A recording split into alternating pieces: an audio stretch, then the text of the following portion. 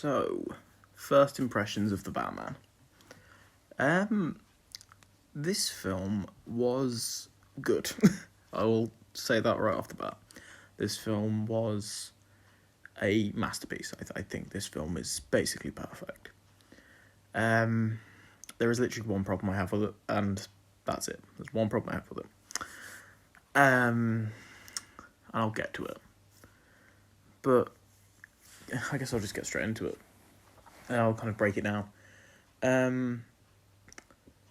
I guess kind of two problems, but the main problem, I guess, is the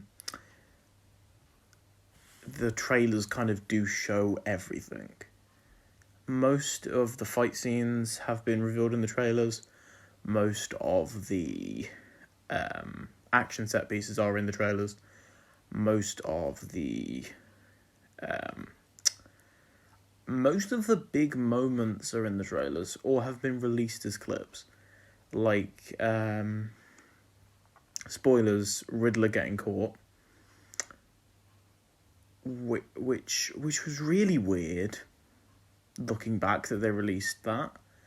Because, like, with context of where that happens in the film, it's really weird that they released that clip. But moving on from that, let's get to the good parts. Number one, Robert Pattinson. He is the best Batman. You can fight me on that. He is the best Batman. Like, I don't even think that's me. Like, just having just seen the film, he is the best Batman. He is the most, like, he doesn't have the most depth. I won't say that because obviously there's Christian Bale Batman who is just like character depth, like a million, and there's obviously Arkham Batman and like comic book Batman. But in the films, on screen, I think Robert Pattinson is the best Batman we've had. Mainly because of just little things like just the physicality of his Batman just works way better than it's ever worked. He finally feels like Batman. Like, watching this film was like I was playing the Arkham games, like, and those games are like the closest we're ever going to get to comic book Batman in like a other kind of media form. So it was quite cool watching this film and just being like, well, like this is the kind of shit, like the detective side of Batman is also explored in this film, and it's so well done.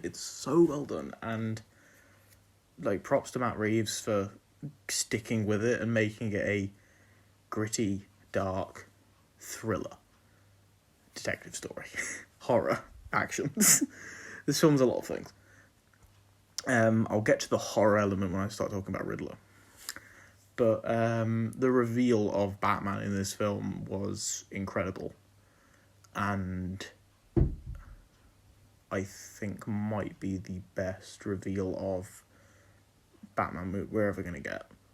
Besides, obviously, there's the iconic I'm Batman in the 1989 film. But apart from that, yeah, I think this was just perfect. Like, walks in and is just... And it's like in the trailer. Who are you supposed to be? Fucking beats the shit out of the guy. And it's just, I'm vengeance. And it was just... I wish he'd said I'm Batman. I wish he'd done the whole I'm vengeance, I'm the night, I'm Batman speech. But I think it makes more sense for him to go around calling himself Vengeance. People know he's Batman. But, like, Batman isn't scary. Vengeance is scary. Like... He's not Batman, he's not a man, he's the idea of vengeance, which is cool. And I'll talk about Bruce Wayne later. Actually, I'll talk about Bruce Wayne later. Okay. So, Gordon. Commissioner Gordon, or Lieutenant Gordon in this film. One of the best parts of the film, one of the best performances in the entire film. And Jeffrey Wright is just incredible. And he's in the film a lot, but he's not focused on. He is a side character. But you know what? I think he works in this film. So Catwoman. is also in this film. Zoe Kravitz is incredible. Probably one of the best portrayals of Catwoman we're ever going to get. I don't know how accurate it is to the comics, but spoilers for the film. Click away if you haven't already. Falcone is her father. I have no idea how accurate that is to the comics, but it was a cool plot development. And her kind of story was quite interesting. There are kind of two main plots here, and they kind of they're basically the same plot, but they're just like in different locations, I guess. Because I initially thought that the Catwoman stuff was going to be a side story. It was going to be him going after her, like, oh, there's a small time cat burglar, and like, so like hunting her down, and then also, and maybe they team up or something. But no, she is integral to the plot, and I love it. Speaking of Falcone, he is actually pretty good in this. I said in my predictions video and my like theories and leaks video that I didn't think he was going to be a big part of the film. He was pretty cool in it. He was pretty good in it. And I thought that Penguin as well was incredible. Colin Farrell has knocked out the park there. Genuinely one of the best performances he's ever given in a film. I don't know how you can beat that. Like, genuinely. Especially when he's working with all the prosthetics and stuff and putting on a different accent. He really did just become that character, and it was incredible to see. It was so cool. It was so cool. Yeah. So, right, I'll get to Bruce Wayne and Alfred. Because they are different characters. Bruce Wayne is a different character to Batman. And normally, Chris Stuckman put this really well, that there's three characters if you are playing a good Batman. There's Batman, there's Bruce Wayne, how he actually is, and then there's Bruce Wayne, billionaire, playboy, dickhead. So, this version of Batman is in year 2, and he doesn't have that persona yet. He doesn't have the fake Bruce Wayne persona yet. He's got the Batman nailed down, and he's just himself in the Batcave. He's just Bruce Wayne there. He's got that. Which, by the way, Rob Pattinson does an amazing job of conveying. And that was incredible to see. It was so cool to see him just interacting with Andy Serkis's Alfred, who is, by the way, one of the best Alfreds. I wish... In fact, I've seen a lot of reviews saying that there's not much Bruce Wayne, there's not much Alfred. There are 3 or 4 scenes of them together. So, like, whenever there's a Bruce Wayne scene, Alfred is usually there. Apart from, I think, 1 or 2 scenes. And it's incredible to see. Andy Serkis is very good in this role. And there was a big fucking scare. I thought that they were going to kill Alfred off in this film, which was terrifying. But no, he's made it out. And yeah. So, getting to the Riddler, the kind of main villain of the film. Holy shit. Best Batman villain. Best Batman villain ever put to screen. Insane. And I know I'm going to get comments. Yes, Heath Ledger is a legend, and he has the best portrayal of the Joker ever, and no one will ever beat that.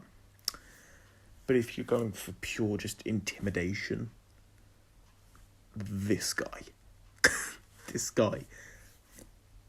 was insanely good, and it was so fun to see him interacting with Batman. It didn't happen much, but it was fun when it did happen, and it was great to see a serious portrayal of the Riddler on screen, which we haven't ever really had. I mean, Jim Carrey's version obviously is just like dumb and childish and whatever. I like it, but it's just not very good. It's not very good if you're like looking for an intimidating villain. And The one in Gotham is good, but I don't think he would ever work in a movie.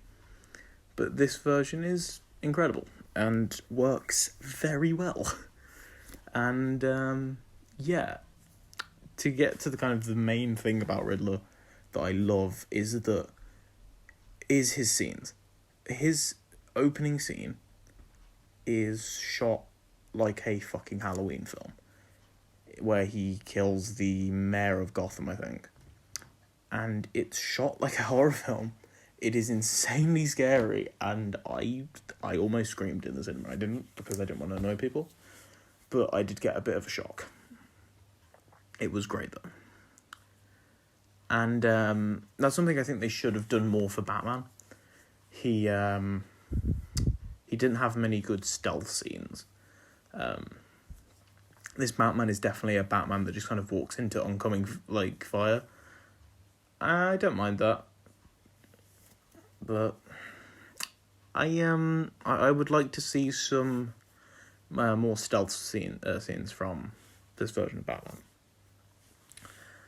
But moving on from that, the kind of general story of this film was quite good. I think it was captivating and I really enjoyed it. And to be honest, I don't really think I need to give much of a plot synopsis because the trailers have given it away. If you've been watching videos on it, you know what the fucking story is. Riddler is killing people because they're corrupt. And he's leaving riddles and cryptic clues and stuff, and it all ties up with the Waynes. He essentially reveals that Thomas Wayne accidentally, he doesn't know it was an accident, but he accidentally got Carmine Falcone to kill someone. And then Falcone sent someone to kill the Waynes. So they do tie up the whole Bruce Wayne parent plot, which is kind of weird that it's in this film. This film feels like a sequel in a weird way, and I don't know if I like that. But I think it was great seeing the plot kind of unravel before you were constantly trying to put the pieces together. You were trying to be a detective like Batman. It was great. And it was so cool to finally see Batman doing detective work. Properly doing detective work. And cool things like the eye contact things that he has, where they're like cameras. And he comes in every night from doing patrols and beating the shit out of criminals and re-watches it. He forces himself to relive it, which was so fucking cool to see. And there's another scene at the beginning of the film where he talks about the bat signal, and the monologues that the kind of narration that Robert Pattinson gives is some of the most intensely cool dialogue I think I've ever heard in my life. And a lot of it's in the trailers, but it was the signal is a warning, and the signal is also fear. It's not just a call for help, it's fear. And it cuts to him, it cuts to a bunch of different criminals looking into the shadows and thinking they see something and running for their lives. And then when you finally get the reveal of Batman at the train station, it felt fulfilling. You get the reveal of him at the train station, it was good. It was really, really well done. And speaking of Batman, the action scenes, incredible. Really well shot. I at first didn't like them because I was like, oh, Batman's getting hit a lot. He's getting hit a lot. But I kind of like that this is kind of amateur Batman. And what this Batman has, I don't think any of the others have, is just pure endurance. He gets hit in this film so much. And I think the funniest part about it is I think he does it on purpose. I think this Batman does it on purpose to see, to kind of see how hard of hits he can take, and also just to scare the shit out of criminals. Because there's a scene where they're in the Iceberg lounge, and someone puts their hand on him, and he just turns around and just basically knocks them out with one punch. it is insanely cool. And there's scenes like where he gets shot and he just tases someone, which is, it's weird he never uses that again. That's the weird thing. He has like a taser in his hand, but I don't really think it'd be useful at any other points in the film. But speaking of like Batman's gadgets, in this film he has the tactical knife on his chest. The emblem is a tactical knife, and I'm kind of sad it isn't the gun that killed his parents. I liked that idea. Like the thing that created Batman protects Batman, but it was cool to see. It was cool to see him using the bat symbol as a useful thing. Yeah, and like things like his grappling gun they just feel realistic. They feel more real than they ever have before. Like his grappling gun is attached to his suit, so it makes more sense as to why he can how he can use it. It's just wired throughout the suit. It's a harness. Like it is just a full-on harness, so it makes more sense. And then there's like what I think has become a kind of controversial scene, the wingsuit scene. It makes sense why he has a cape now, because the cape kind of folds around. Like I'd seen a clip of it. I didn't really know what was happening, but I think the cape kind of folds round him and turns into the wingsuit. And the scene started off great. People are really mad about the CGI. That's kind of the main controversy of it. Yeah, the CGI is... actually, the CGI is good. The CGI is really good. I don't know what people's problem is. I think it's because it's a close-up and it looks kind of weird, but it works. But the thing I have a fucking big problem with is I'd seen this scene leaked like the same day I saw the film, so like today I saw that video, and I saw it and it was really blurry footage, and I was like, okay, they can't, okay, that isn't what's gonna happen in the film.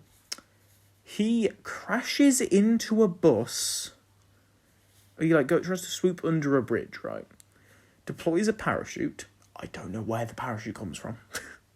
This is my only other problem with the film, is this fucking scene. He deploys a parachute, and I don't know whether it's part of the cape or what, but either way, he deploys a parachute, and it swings him back, it breaks the wingsuit, he smacks against the top of the bus, smacks against the bridge, you see sparks fly off him, he then flies into a bin, onto concrete, and lies there for about 3 seconds and then gets up and hobbles away. And it was the most unrealistic thing I think I've ever seen in a Batman film. And it was the only time I was taken out of the film.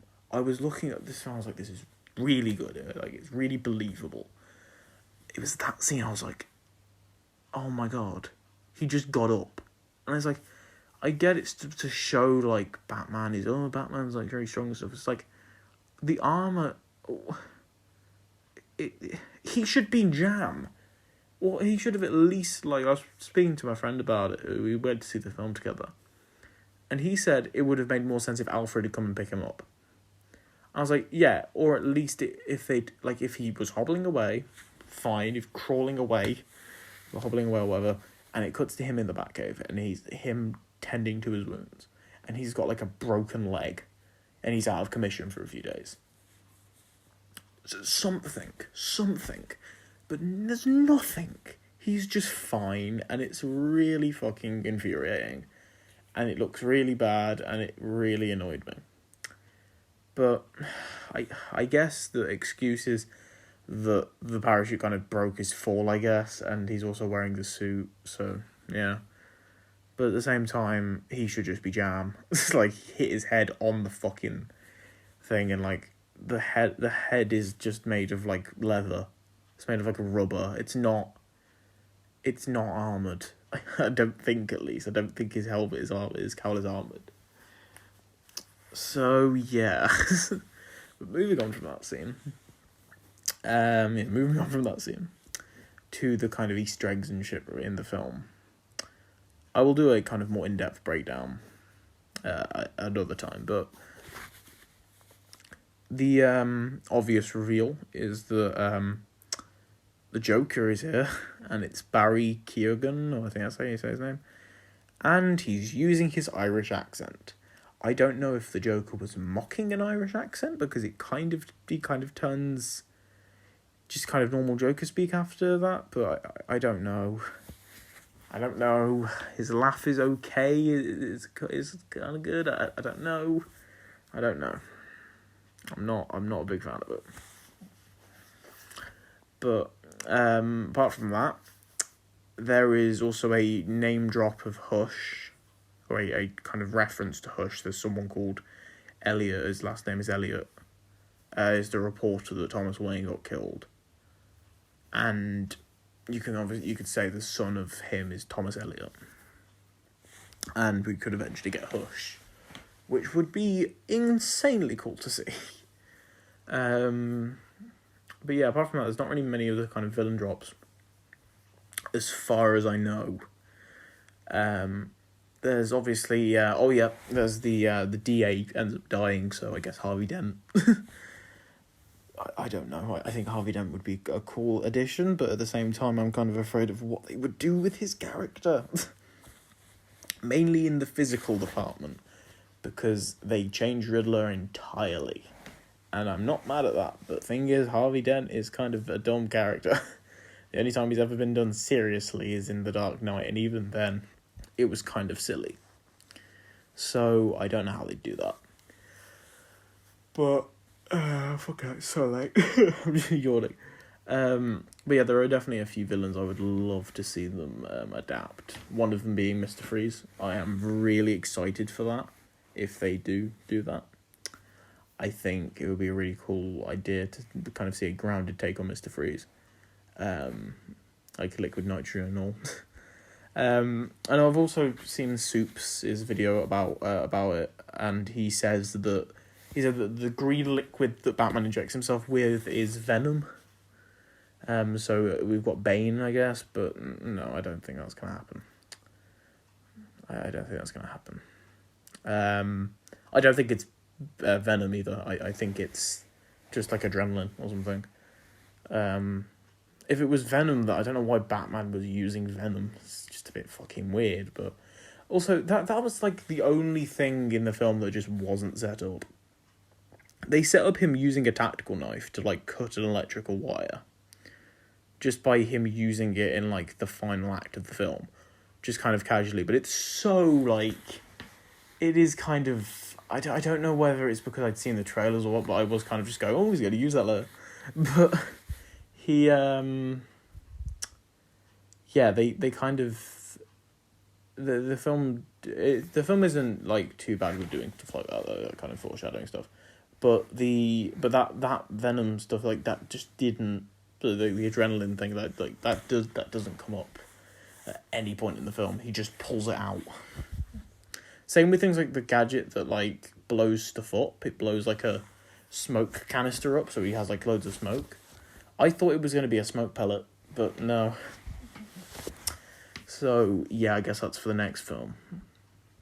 He also doesn't get a new suit, which is something I'm kind of happy about. I'm happy we stuck with this suit. I am kind of annoyed that the suit is just fixed by the end. I kind of would like to see him in a new suit in the next film. As much as I like this suit, I think he's got to eventually evolve into something a bit more high-tech. And he's also got to evolve into something a bit more kind of clothy and cool. I do think this film, this series is definitely heading towards him wearing like blue and grey tights. I can definitely see that in this version. Like, obviously not literally blue and grey tights, but like a version of that, because that's something I think fans have always wanted to see, is like dark blue Batman.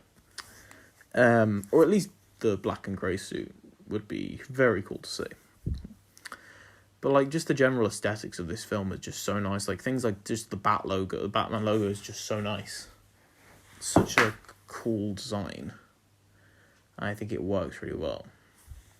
But yeah, the Batmobile chase was fucking insane and very cool.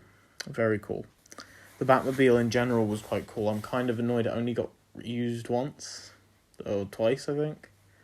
It got used once or twice, and it was kind of just not in the film after a while. Which was kind of weird. He tended to use his motorbike a lot more than the Batmobile. But it was still cool to see. And I can't wait to see that evolve as well. I think the suit and the Batmobile is something that's going to evolve over time. And eventually evolve into the kind of classic Batman look. But there's not really much else I can talk about. I could talk about this one for a while, but I don't want to keep going on. But yeah, apart from everything I talked about, leave your thoughts and feelings about the film down below if you've seen it. And I will get a breakdown video at some point done. But apart from that, I'll see you guys in the next video.